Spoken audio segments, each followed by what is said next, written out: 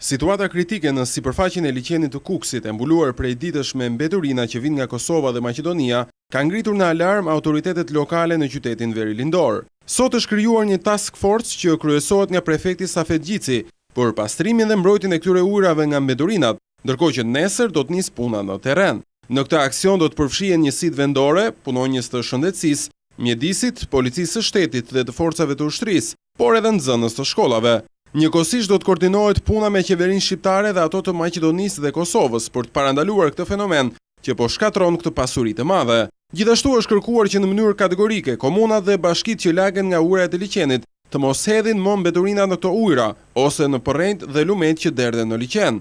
Alarmi për ndotjen e liçenit të Kukësit nga sasi të mëdha mbeturinash u dha pak ditë më parë nga biologët dhe kryetari i Këshillit të Qarkut në Kukës, të cilët kërkuan edhe mbështetjen e qeverisë për tejkalimin e kësaj situate që përsëritet çdo vit, por këtë vit kishte përmasa më të mëdha.